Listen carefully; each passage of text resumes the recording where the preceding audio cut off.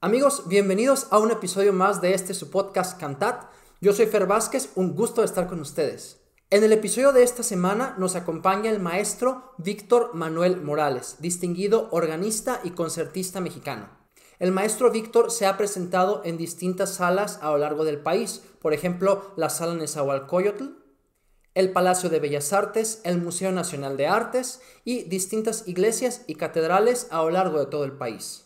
En el año 2012 realiza su primera gira como pianista y organista como beneficiario del Conaculta para tocar los órganos de Menorca en Barcelona, el Conservatorio de Tarragona y la Biblioteca de Cataluña. En el año 2013, como becario de posgrado del UNAM, realiza una gira para tocar los órganos históricos Cavaillé-Coll en la iglesia de San Antonio en París y también el órgano monumental de la iglesia de San Mauricio en Angers. Además del concertismo, el maestro tiene ya 3 grabaciones en su haber. La primera, titulada From the Edge of Time, de la sonata para flauta y violín del compositor catalán Luis Beneham, donde comparte créditos con el flautista Pablo Hidalgo Wong. Su primer disco para órgano, titulado Colores, que lo pueden encontrar en Spotify, incluye composiciones inéditas de los compositores mexicanos Federico Ibarra y Leonardo Coral, así como de distintos compositores. En el año 2015 funda VM y Compañía, un concepto cultural empresarial que involucra una galería de arte plástica y también una productora discográfica. Su más reciente grabación, titulada Cantos Místicos, recopila la obra del compositor mexicano Paulino Paredes, hasta entonces completamente inédita. Como beneficiario de otro programa, el maestro se encargó de recuperar la obra de este compositor mexicano, editarla, publicarla y al mismo tiempo grabarla. Esta obra se encuentra también disponible en Spotify. Les voy a dejar los enlaces en la descripción para que la puedan escuchar. En el episodio de hoy hablamos sobre todo el trabajo que implicó el rescate, edición y grabación de la obra organística del maestro Paulino Paredes, así como de distintos aspectos de la cultura organística en México. ¿Qué dificultades hay actualmente? ¿Qué sugerencias podemos tener para mejorar la cultura del órgano en nuestro país? Así como distintas anécdotas de una trayectoria tan vasta de nuestro invitado. Este episodio está lleno de aprendizajes que espero que a todos nosotros como músicos litúrgicos y por lo mismo apasionados del órgano tubular nos pueden aportar muchísimo. Les voy a compartir las redes del maestro Víctor, así como los enlaces a sus canales, tanto de YouTube como de Spotify, para que conozcan sus grabaciones, su interpretación y al mismo tiempo podamos contribuir a seguir difundiendo la obra de los compositores e intérpretes mexicanos. Sin más, vamos al episodio. Maestro Víctor, un gusto tenerlo aquí con nosotros. Bienvenido a su podcast de música litúrgica. Un honor que nos acompañe con toda su experiencia y trayectoria. Pues un gusto para mí también compartir este espacio y también de antemano felicitarlos por esta iniciativa que es, pues, es una cuestión sin precedentes porque efectivamente yo llevo algunos años dedicándome a esta profesión y pues no me había dado cuenta de que existían iniciativas como esta que es fantástica, así que los felicito enormemente. Supongo que tú eres la cabeza del equipo, pero hay varias personas detrás. Sí, hay muchos que me ayudan, tanto en la investigación como en las cosas técnicas, edición y demás. Pero sí, a la orden, aquí estamos todo el Felicidades equipo por esta trabajando. iniciativa. Y además, bueno, hacen esta transmisión también ya ocupando plataformas digitales, que eso es estupendo porque no nada más llegan a la comunidad local, sino prácticamente a toda la comunidad hispanohablante, ¿no? Sí, también es la intención que esté disponible para todo aquel que pueda accesar, que quiera accesar y crear un Claro, recurso más, ¿no? De formación. importantísimo. Maestro, por supuesto que usted con toda su experiencia, tanto en la enseñanza como en la ejecución, en el concertismo, en lo que se refiere al órgano tubular, Ujú. quisiera preguntarle y aprovechar que esté aquí con nosotros para hablar un poquito de la situación de la música de órgano en México. No sé usted, es algo un poco explotado, poco difundido, poco apreciado, ¿no? ¿Cómo ve usted la situación de la música, de la cultura organística en México actualmente? Bueno, yo creo que la principal problemática que tenemos como comunidad es que he notado que los círculos son muy, muy cerrados, principalmente, por ejemplo, si hay un organista que tiene a su cargo una parroquia, es muy común que vea tanto a la parroquia como al órgano como de su propiedad. Entonces, eventualmente, pues, se vuelven sumamente celosos del instrumento. eh, Cuando se les ocurre, por ejemplo, hacer alguna clase de festival o algo parecido, procuran invitarse entre los amigos, entonces yo te invito y tú mañana me invitas. Entonces se vuelve algo completamente ajeno a lo que está verdaderamente envuelto el instrumento como tal, ¿no? Finalmente está en una iglesia, está al servicio de, de una comunidad religiosa. Finalmente el órgano también, pues es un instrumento sacro. eh, y digamos que actuar de esta manera va completamente en contra de la ideología, ¿no? De lo que implicaría compartir, de lo que implicaría, eh, si yo tengo algo, pues lo pongo a tu disposición.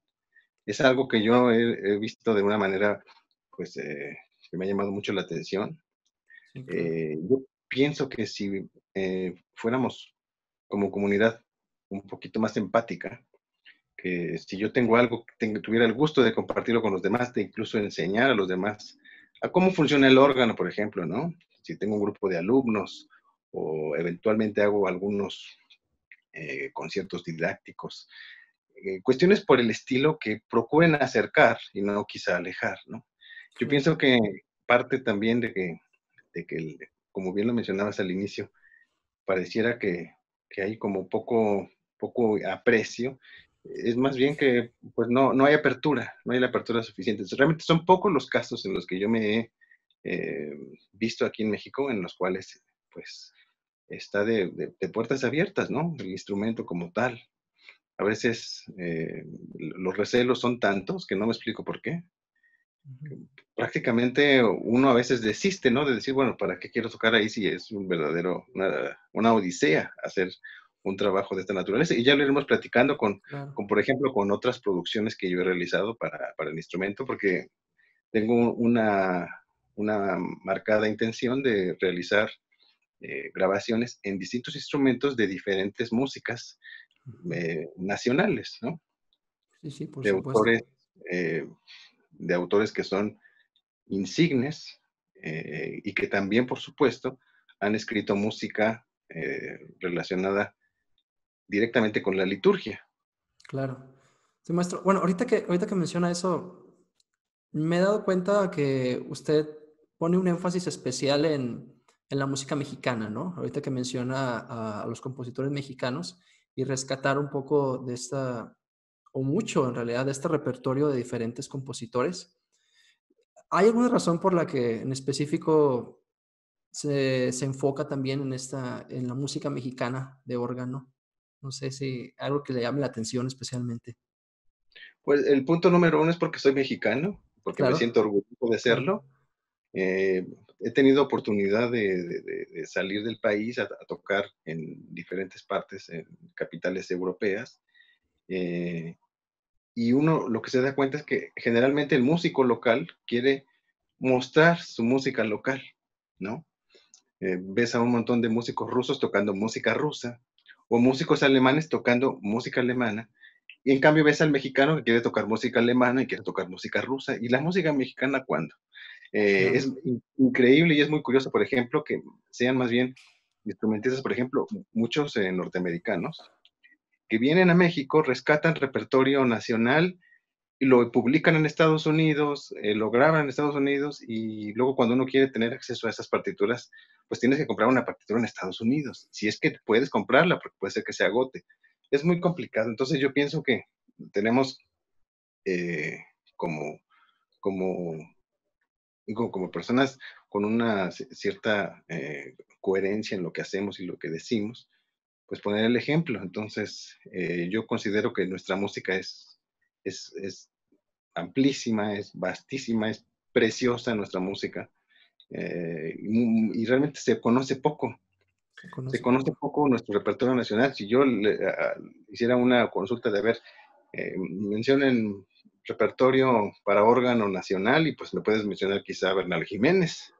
Claro, el Y más después, conocido, ¿no? entonces y luego te quedas a pensar, bueno, ¿quién más? Ah, sí, Ramón Noble escribió algunas piezas. ¿Y qué más? Y entonces ya empiezas así a dudar, bueno, sí, Jesús Estrada.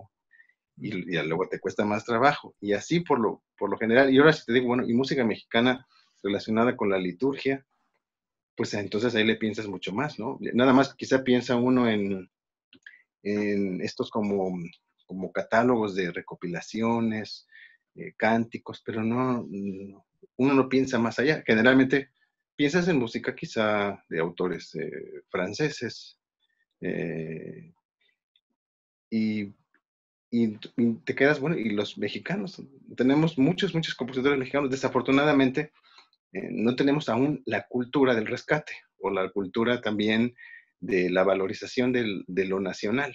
Por Claro. eso, por eso se dan muchos, y en todos los aspectos, saqueos de nuestro patrimonio, eh, porque para empezar nosotros somos quienes no le damos ese valor. A lo mejor pensamos que no es tan buena música como la música europea, ¿no? Cuando todo lo contrario. Claro. Suele suceder ese pensamiento, ¿no? Como que lo extranjero es mejor o tal vez como si no le llegáramos al nivel, pero no, en Exacto. realidad es que todo lo Es contrario, hay grandes una suerte de obras. sentimiento de inferioridad, ¿no? Ujú, sí. Maestro, si se le tuviera que preguntar su compositor mexicano favorito para música de órgano, ¿pudiera Uy, escoger alguno? muy difícil, porque, por ejemplo, pocos saben que Ramón Noble es, sin lugar a dudas, el compositor más prolífico para música de órgano. Uno pensaría que quizá era Miguel Bernal Jiménez. No, Ramón Noble tiene prácticamente un centenar de composiciones. Nada más que todas son inéditas, muchas están en un manuscrito, a lo mejor ya se están deshaciendo. Eh, Requiere un trabajo descomunal, un trabajo de rescate descomunal.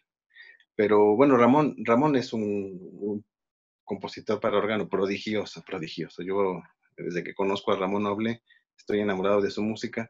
Eh, por supuesto que Bernal Jiménez es un coloso, Bernal Jiménez es un artista colosal. Yo creo que es de los artistas más completos en general en lo que se refiere al órgano, porque obviamente él estaba muy enfocado a, a la música litúrgica, por supuesto, pero también completamente formado como un concertista. Entonces, es prácticamente a la par su formación, cosa que, por ejemplo, no sucede con Ramón Noble, él es más bien un compositor de música de concierto, Claro, ¿no? claro. Para el órgano. Paulino Paredes, por supuesto, pero no me podría quedar solo con uno. Te podría mencionar tres, y serían quizá ellos. Ok, ok, muy bien, claro. Maestro, pues ya que salió nuestra plática, Uh -huh. mencionaba al michoacano Paulino Paredes y yo sé que usted hizo una labor increíble de rescatar su repertorio para órgano, editarlo, publicarlo, incluso grabarlo. ¿Nos Exacto. pudiera compartir un poco del proceso? Bueno, el proceso en general, la experiencia, que yo creo que es increíble, o sea, la verdad, ese trabajo que realizó.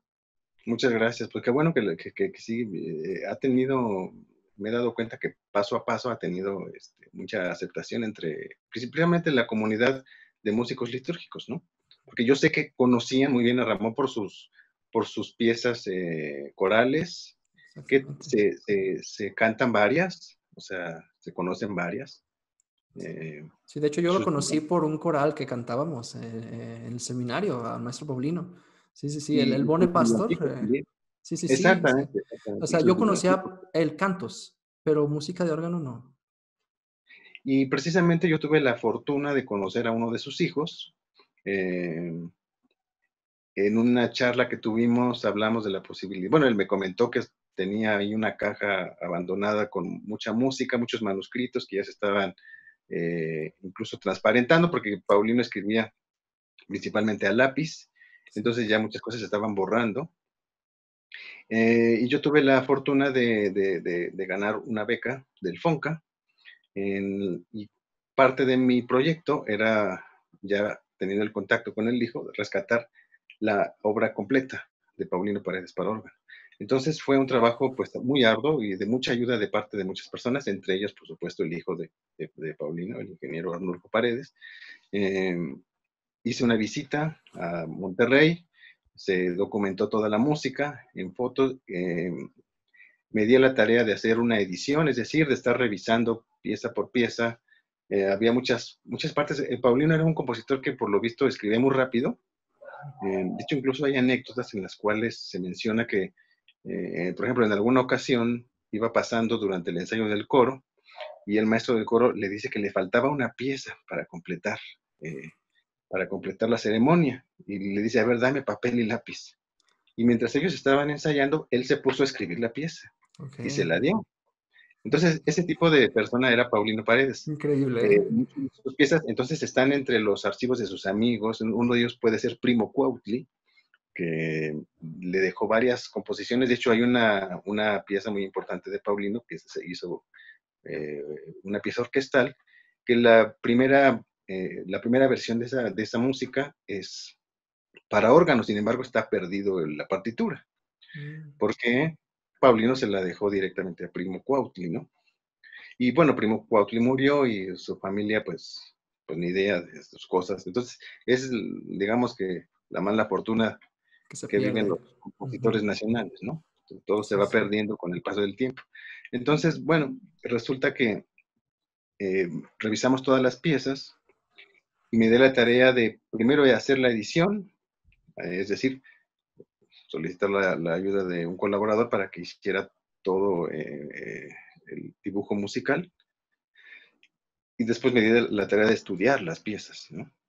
Fue una labor de descubrimiento porque, bueno, no, generalmente cuando a uno le gusta una música, pues primero la escuchas mucho y después, pues ya tienes una idea más o menos preconcebida, ¿no?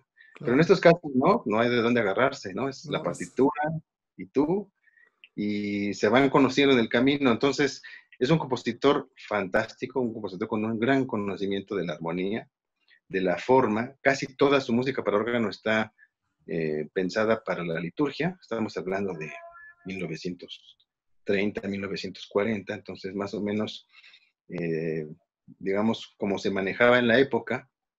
Por ejemplo, no sé, que al momento de la elevación de la hostia se hacía música, en la actualidad eso ya no claro. se hace, pero varias piezas son para esos momentos, ¿no? Principalmente. Entonces, pues me di la tarea de estudiar todas las piezas, absolutamente, preparar la publicación e irlas estrenando poco a poco. La grabación la realicé precisamente en Guadalajara, Sí, en claro. Nuestra Señora de la Paz. Ahí tuve un gran apoyo del padre Abel, en su momento ahí Señor en cura la de La parroquia, un Paz, órgano claro. precioso, eh, muy, muy curioso. Eso sí fue una verdadera odisea que ya platicaremos grabar ahí.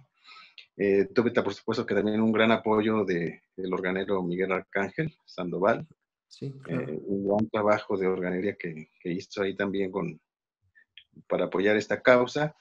Y pues principalmente es las ganas de querer hacerlo, porque te voy a contar así una anécdota increíble. Yo pensaba hacer este trabajo en una semana, llevaba yo una semana de preparación. Dije, bueno, los primeros días voy a llegar a probar el órgano, a ver que todo funcione, a empezar a hacer mis registraciones, porque cuando uno graba un disco, tiene que pensar que el público pues sí, se va a chutar las 17 composiciones que hay ahí Ujú. y no le puedes recetar las mismas registraciones. Claro, no puede ser el mismo Aunque sean color piezas, porque...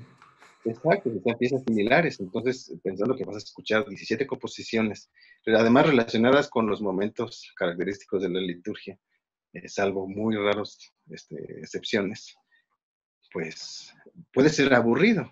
Entonces hay que pensar muy bien qué registración se va a ocupar para cada pieza, aunque sean parecidas, ¿no? En cuanto al contenido. Sí, sí. Eh, Resulta que el primer día que llegué se había ido la luz Ok. y, y sucede que al siguiente día, el siguiente día era domingo. Me dijo el padre Abel en su momento que yo llegara en fin de semana, porque era cuando pues más ruido había por la zona en la que se encuentra la parroquia. Claro. Entonces, nada más para hacer mis pruebas, yo pensaba hacerlo durante estos tiempos, ¿no? En las noches. Eh, pero la luz tardó 5 días en llegar. Esto Increíble. fue brutal porque, o sea, yo llevaba, por supuesto, un presupuesto muy limitado para todo y también iba mi ingeniero de audio. Sí, sí, eh, entonces se nos estaban acabando los recursos nada más de estancia. claro. Eh, no podía, o sea, era increíble porque yo incluso pensé en sabotaje, porque el quinto día cuando llegó la luz, estuvimos probando cerca de 3 horas y a las 3 horas a la 1 de la mañana se va la luz y salimos a la calle y todo el mundo tenía luz menos nosotros. Entonces me dijo el padre, a Ajá. ver, que iba a hablar con una persona allegada a él, que tenía que ver precisamente con la compañía, yo supongo, que da el servicio, Ajá. y lograron restablecerlo, pero para eso pasaron 5 días, ¿no? Entonces, prácticamente yo tuve que grabar el disco en 2 noches. Eso implica que, bueno, cuando uno graba, generalmente uno graba unas 3 veces la pieza, pero yo ni siquiera había tenido el tiempo de probar cómo sonaban. Entonces, mientras iba probando una registración rápido, y la grababa unas 3 veces y la que sigue, y así nos la llevamos. Y además yo tenía que grabar un concierto para órgano y orquesta, era parte del proyecto, ¿no? Ujú. Aprovechando Sí, el sí. viaje. Entonces fue contrarreloj porque a las 5 de la mañana empiezan a pasar los camiones, Y el un ruido ya no ruido, deja grabar, por no supuesto. deja grabar. De hecho, prácticamente grabamos, el último día que grabamos fue viernes, entonces ya, imagínate el relajo de los santos que traía por Claro. ahí. La Entonces, colonia es llena de bares. Exactamente. efectivamente, entonces realmente grabamos las piezas más suaves un día antes y todas las piezas que eran un poquito más fuertes el día siguiente y contrarreloj, porque a las 5 ya no podíamos grabar. Entonces era hacer el montaje de toda la producción, que nos llevábamos un par de horas en hacer el montaje, la prueba de audio y demás. Grabar así contrarreloj, prácticamente no había posibilidad de error, porque eran 17 composiciones, es prácticamente tocar el disco 3 veces y Sí, luego grabar el otro concierto y luego el montaje y desmontaje, porque teníamos que estar listos antes de que empezara la misa para el desmontaje, si no, imagínate, ¿no?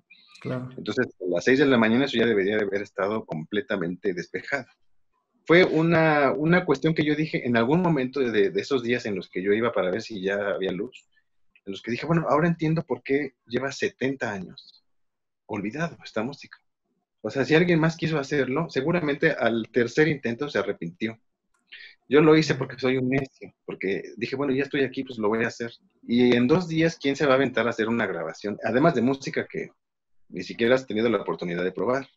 O sea, Claro. finalmente cuando uno hace por ejemplo, un concierto, estás un par de horas antes mínimo, haces tu prueba de registro. Dices, no, mira, este registro me gusta, no, sí, pero mejor le pongo el otro. No, mira, este me gustó más. Entonces, te llevas un buen tiempo en hacer eso, ¿no? Para un concierto. Ahora, para una grabación en la cual ya no tienes manera de cambiarlo, pues es sumamente estresante, ¿no? Sí. Fue más o menos, digamos, una pincelada de todo lo que tuvimos que vivir, más el estrés, ¿no? El estrés de todo, de que se nos acaban los recursos, el ingeniero tenía su boleto de avión ya comprado, entonces no podía quedarse. De hecho, él se fue, y yo tuve que hacer el desmontaje completo, porque si no ya no llegaba a su avión. Ujú. Fue así, completamente una Una odisea. odisea, Pero bueno, totalmente. afortunadamente ahí está el libro. Esas son como que las cosas que se cocinan aparte. Todo lo que tenemos que hacer como músicos, el trabajo que nos puede costar aprendernos una pieza o lo que tuvimos que padecer, que a lo mejor nos enfermamos, pero el concierto está y no lo puedes cancelar. O sea, eso realmente a nadie le importa. O sea, a la gente lo que le importa es llegar a escuchar y disfrutar.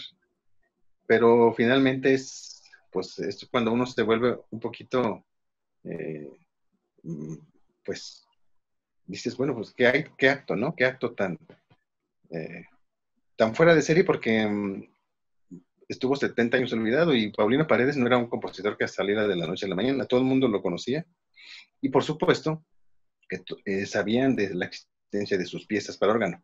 Eh, de hecho, me había comentado el hijo del autor que él ya había dado algunos manuscritos a otros organistas, pero que, bueno, no había tenido mayor interés, ¿no? Claro. Es algo más o menos así. Sí, toda una aventura, bueno, y como usted dice, solamente una pincelada de la aventura. Una Maestro, pincelada. yo, bueno, les voy a dejar aquí los enlaces a las redes del maestro y también esta música la pueden escuchar en Spotify porque está disponible. Me llama la atención que a final de cuentas su grabación es la primera que tenemos, ¿no? De toda esta obra. Y Sí, entonces también usted puso su sello o está poniendo su sello a esta obra de Paulino Paredes porque la primera versión, por no decir casi la única que tenemos ahorita, es su versión, ¿no? O sea, su interpretación, su registración. Entonces se vuelve también como una obra colaborativa, ¿no? Usted interpretando en todos los sentidos al maestro Paredes, ¿no? sí, sí, sí. Me puedo dar el lujo que ya me tuteaba con don Paulino porque había muchas, por ejemplo, a veces cuando los compositores escriben rápido, luego dice, híjoles, ¿esta qué nota puede ser? ¿No? ¿Es sol o es fa? Porque está... En medio de Entonces, todo. y había incluso lugares en los que yo percibía errores. Aunque él es un compositor fenomenal, es un compositor con una gran formación, aunque él quiso estudiar fuera de México, nunca lo logró, pero no se notaba. O sea, su música suena como un compositor que se formó en Europa, como era la usanza de la época. Eh, pero sí se notaba. Entonces yo lo que decidí, bueno, generalmente cuando uno revisa una edición de música para órgano, generalmente ya incluso te vienen puestos los registros, ¿no? Claro. O la registración que te sugiere el editor. Incluso te lo llena también de, de cuestiones de fraseo y de digitaciones y demás. Yo decidí hacer una versión bastante apegada al manuscrito original. Lo único que hice fue concretar cuestiones de fraseo que él no puso, pero que yo consideré que no las puso quizá por la prisa de escribir. Eh, Me di la tarea de, mediante el análisis armónico, revisar y hacer una sugerencia de, digamos, de corrección de algunos lugares muy específicos, y todos estos los detallé en una anotación crítica al final de la Sí, claro. publicación. En los pasajes en los cuales considero que puede ser un poco engorroso, por ejemplo, la cuestión de la digitación, sí pongo algunas digitaciones, pero no lleno la publicación de digitaciones, porque eso ya también es un poco una cuestión personal. Eh, pero en la cuestión de la registración, decidí dejarlo como él no puso un solo registro en prácticamente todas sus músicas, salvo en una pieza. Sin embargo, el hijo pensaba que era posible que la pieza se la haya prestado, quiero decir, la partitura, Manuscrito. a algún colega, y ese colega llegó y puso unas registraciones que a lo mejor tenía ahí a la mano por el órgano en el cual tocó, pero que probablemente no eran de él. Así que yo me di la tarea de incluso hacer algunos agregados, incluso de notas para hacer aquello a veces un poquito más voluminoso, más llamativo, agregar algunas cuestiones de pedal. Eh, y por supuesto, toda la registración es completamente personal y no quise poner nada de lo que es completamente personal en la partitura para que cuando el intérprete llegue haga su propia versión. Digo, la única influencia que tendrá, incluso también de cambios de tempo, es la mía en mi grabación, pero digamos que no cometí ese allanamiento de yo querer imponer mi versión en una publicación que, pues no era la idea, ¿no? La idea era que estuviera la voz del compositor ahí. Y por Claro. supuesto que todas las notaciones que yo hago de carácter armónico, pues las dejo sujetas a una mejor opinión, ¿no? Y me Claro. rompí la cabeza. Ahora, si alguien cree que estoy equivocado, que se rompa la cabeza solo. Sí, no, pero a final de cuentas, como usted dice, ya es capaz de tutearse, ¿no? Casi con el compositor, Sí, porque sí. tanto estudio lo conoce, ¿no? Pues quién mejor que para hacer una Sí. anotación que el que conoce su obra. Y de esas piezas tengo, o sea, de esas piezas hay unas que me acompañan el resto de mis días, ¿eh? Porque son piezas increíbles. Sí. Algunas que pueden sonar muy, muy sencillas y que no lo son realmente porque, por ejemplo, luego es un touché muy legato, entonces hay que ligar. Tú sabes perfectamente que en el órgano luego es uno de los cocos, ¿no? De estar Sí, ligando, claro, porque ligar todo. a veces hay pasajes que, digo, en el piano uno mete el pedal y ya se ligó, pero en el órgano hay que hacer malabares a veces de sustituciones de Sí, dedo sí, sí, sí, estoy. para lograr un legato perfecto. Claro. Entonces, en general su música está increíblemente bien escrita, eh, también ergonómicamente muy, muy bien. Y yo creo que Paulino pensaba, quizá en la época en la cual quizá los órganos tubulares pues ya estaban en una cierta, eh, pues como pasa actualmente, ¿no? Que muchos órganos pues no funcionan correctamente y terminan siendo sustituidos por algún electrófono. Yo creo que él pensando en eso, incluso dejaba abierta la opción de poner uno pedal, si se encontraba uno, por ejemplo, con un armonio o con algún electrófono, ¿no? Claro, Que en esa época, pues los Hammond eran lo que estaba a la orden del lo que día. existía, sí, sí. Sí, Uh -huh. no, y bueno, es increíble que piense todos estos temas y sobre todo que además de todo este rescate, edición y trabajo crítico, la publicación, o sea, ¿no? La publicación de la edición y de la grabación. Me doy cuenta, maestro, que, bueno, además de este disco, el de Cantos Místicos, que incluye Uh -huh. la obra de Paulino, pues usted también ha tenido varias grabaciones, ¿no? Creo que la más reciente con esta obra también del maestro Ramón. Exacto, sí, Ramón Ajá, Noble. Ramón Noble. Y bueno, creo yo, no es muy amplia las grabaciones de música de órgano, ¿no? De tanto de intérpretes mexicanos como de compositores mexicanos. ¿Y cómo ve usted ahorita el ambiente de este tipo de producción musical de parte de los compositores, de los intérpretes mexicanos? Porque en realidad no es algo muy, muy común, ¿no? Y creo que también eso afecta a que no se conozca, a que no se difunda, a que no se aprecie, a que pensemos órgano, pues música tétrica de iglesias antiguas, ¿no? Sí. ¿Cómo afecta esta difusión y a lo que se está haciendo también, que nos aporta también?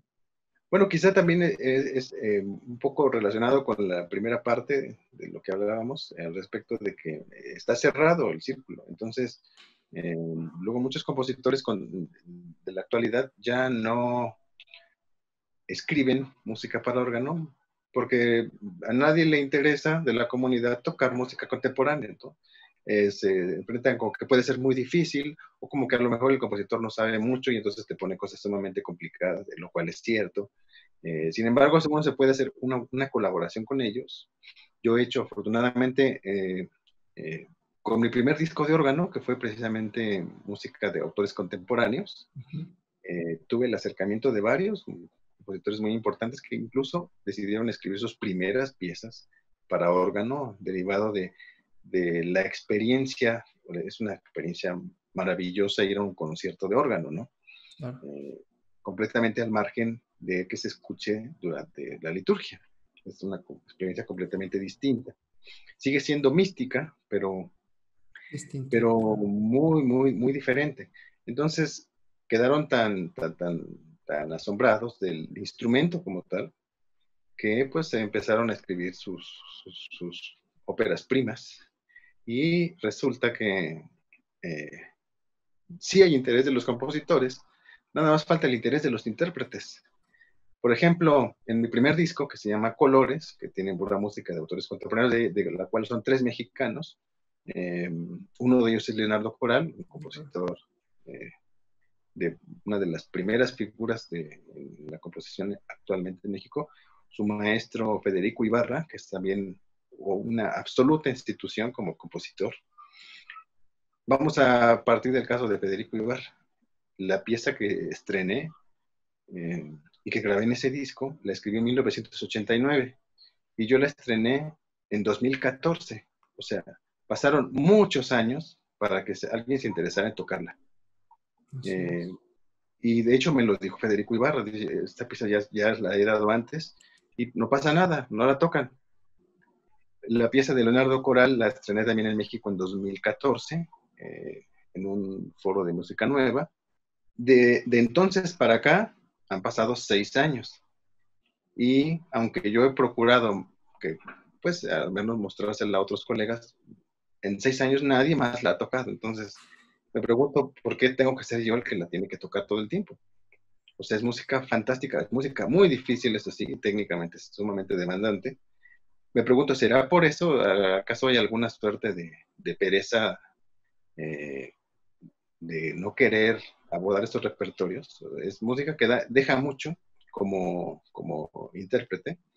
Es un gran reto y pues es nuestro patrimonio. Entonces yo creo que como comunidad debemos de ser un poquito más abiertos y pensar que hay música, mucha música, eh, pues posterior al siglo XIX, ¿no? Digamos que no se termina, algunos piensan que no hace música contemporánea y piensan en Messiaen, pero Ujú. Messiaen es Sí, o sea, ya, Messiaen es del siglo pasado. claro, sí, sí, sí, sí, Entonces, totalmente. hay que acercarse, hay que procurar, y en México empiezan a haber compositores que escriben muy buena música para órgano, que bueno, pues ahí sigue guardada, ¿no? Hay piezas que yo a lo mejor no me siento como afín a algunas de ellas, pero yo espero que muy pronto pues otros compositores, o sea, o intérpretes pues decidan tocarla, ¿no? Pero realmente son muy poquitos los casos. Yo no he visto muchos casos de intérpretes que quieran abordar música contemporánea. Quizá más bien como de sus cuates que les escriben piezas como exclusivamente para ellos. Pero la idea, por ejemplo, con estos compositores que te menciono, estamos haciendo ya una edición. ¿Para qué? Para que en un futuro próximo cualquier persona que quiera tocar la pieza pues pueda disponer de ella.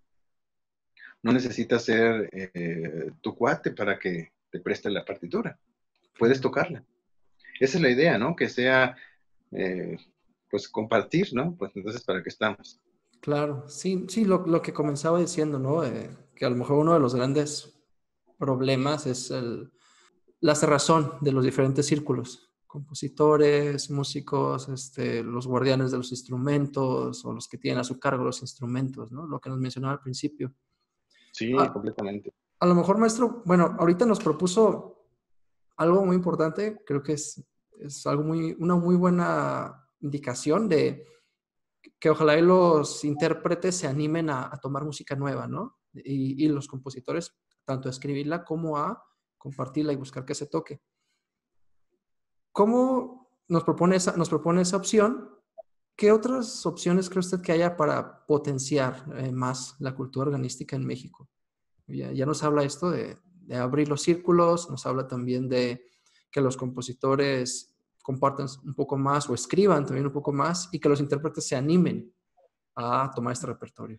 No sé, ¿qué Quizás más los nos sugeriría? compositores que no escriban más, o sea, mejor que los intérpretes toquen un poco más lo que ya está escrito, porque por eso no se animan luego a tocar las músicas, porque nadie mm, usan a escribir más, porque nadie las toca. Dicen, Ya. llevo esta pieza 10 años, 20 años y sigue. De hecho, tengo yo algunos ejemplos, o sea, quiero decir, piezas de compositores insignes también, por ejemplo, Jesús Villaseñor, que es un compositor que adora el órgano también. Sin embargo, tiene piezas ahí guardadas que llevan 20 o 30 años y nadie las ha tocado. Es inexplicable esta situación.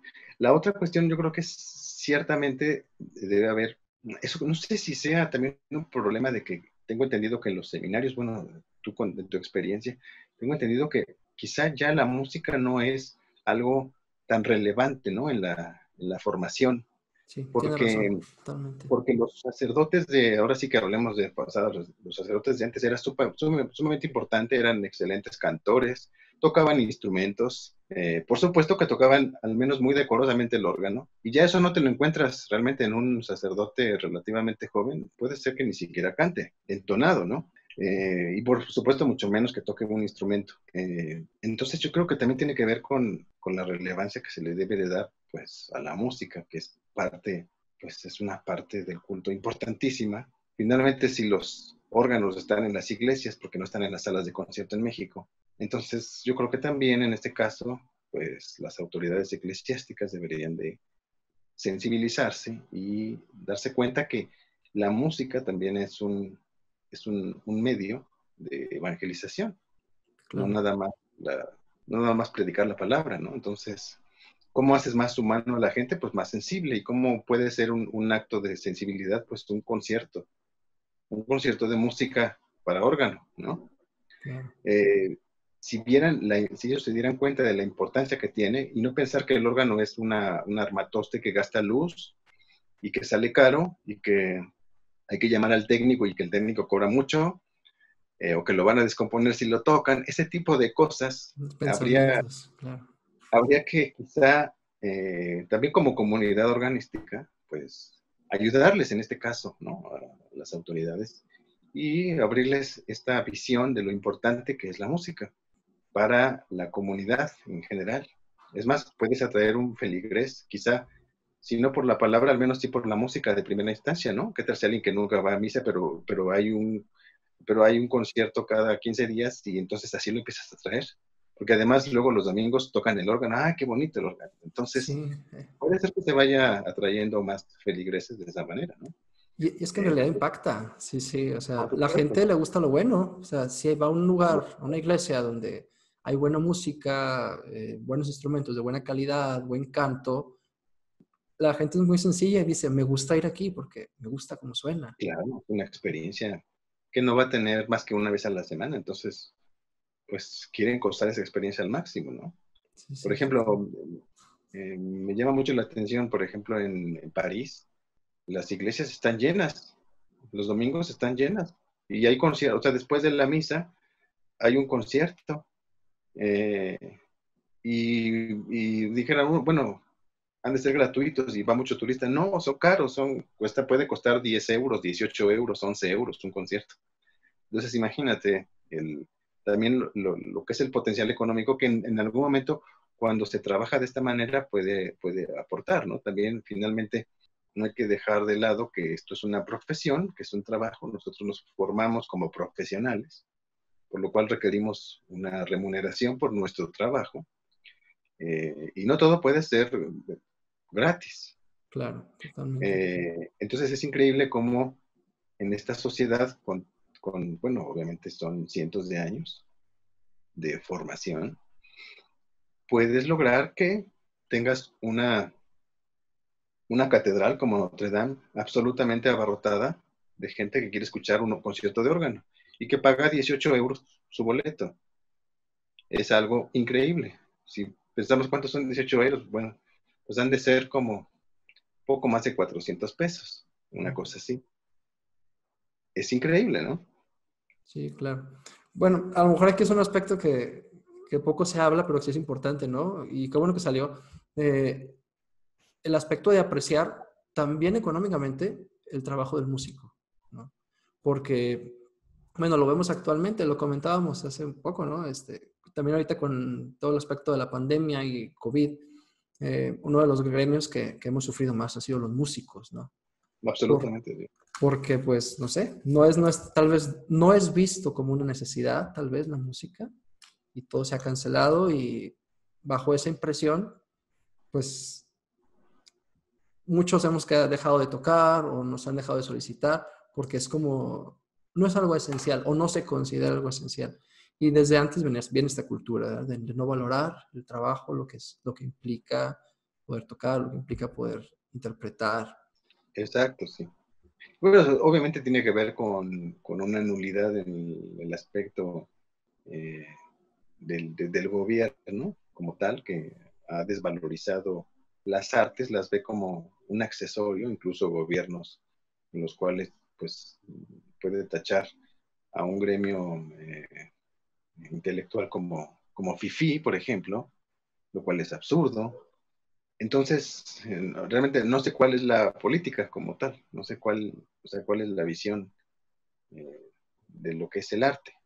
Porque finalmente alguien que se dedica a una profesión como la nuestra, pues poca gente sabe que es increíblemente caro dedicarse a una profesión artística. Vamos a situarlo en la música. Las partituras son carísimas, las clases con un buen maestro pueden ser caras, un instrumento es carísimo.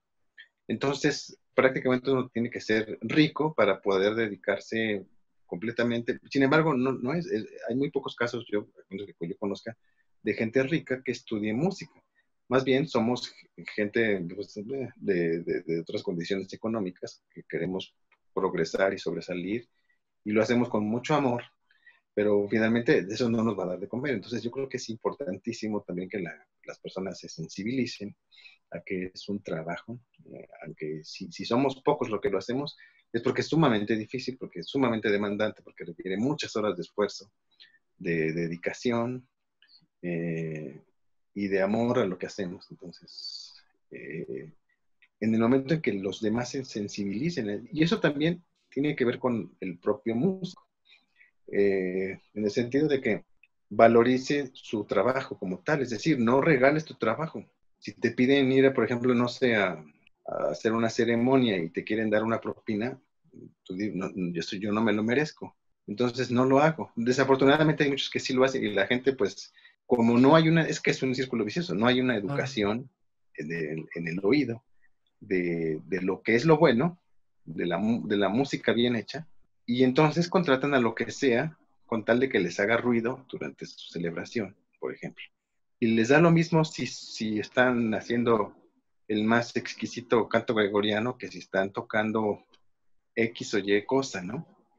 Claro. Les da Sí, exactamente lo mismo. Entonces, totalmente. no hay un discernimiento de lo que es la calidad. Sin embargo, yo creo que uno como músico puede ayudar al menos a ir puliendo un poco ese oído y ese gusto e irlo valorando, porque si uno mismo no lo hace, pues que no sea tanto por necesidad que uno acepte, ¿no? Hay que tener un poquito, o sea, un poquito más allá, prefiero aguantarme el hambre el día de hoy, pero no me voy a humillar. Claro. Digamos que ha sido como mi punto de partida y puede funcionar, es mejor no tener 100 conciertos al año y tener solo 10, pero al menos 10 que son decorosamente pagados, Claro. Claro. ¿no? Sí, totalmente, maestro, totalmente cierto. Y a final de cuentas, yo creo que la cultura, el arte, la belleza es lo que nos va a salvar, ¿no? Como sociedad. La Claro, sí, sensibilidad a la belleza, a lo bueno, a lo bello, lo que eleve el espíritu, lo que haga más humano a las personas, que a final de cuentas también es parte de su trabajo, de nuestro trabajo, ¿no?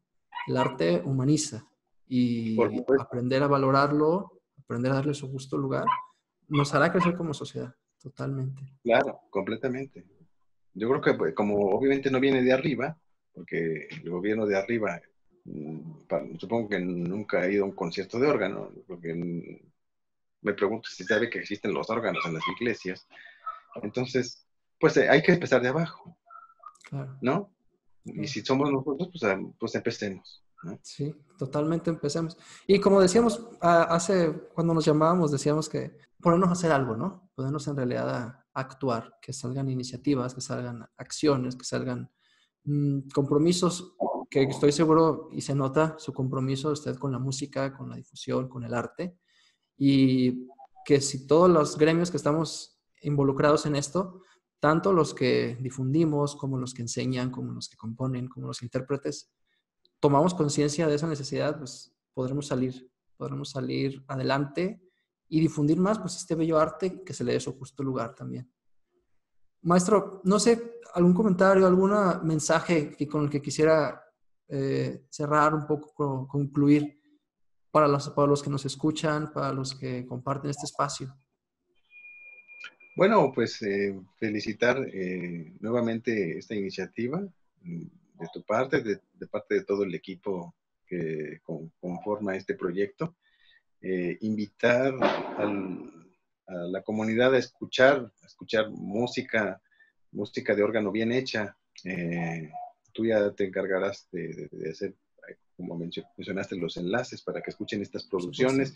A los aficionados a la música que no le tengan miedo, las piezas son un deleite, es un bálsamo para el espíritu poder tocarlas, acariciar el teclado tratando de tocar una de estas piezas. Algunas son yo creo que sí, bastante accesibles para un cierto nivel, otras no tanto. Entonces, pues que se involucren más, que difundan, que compartan, que se emocionen de que todavía pues hay gente con la locura de seguir adelante pese a las condiciones tan adversas y pues exhortarlos